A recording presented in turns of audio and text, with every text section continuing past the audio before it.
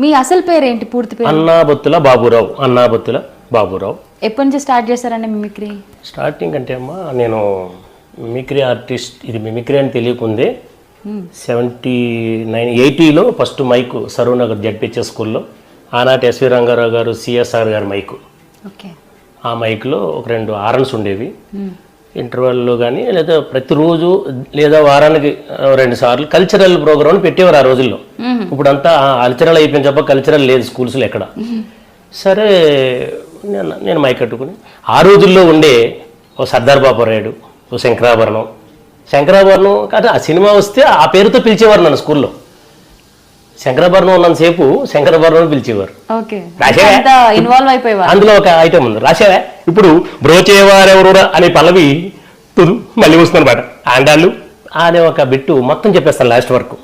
అది పెద్దలు పూజ్యులు విశ్వనాథ్ గారి ముందు కూడా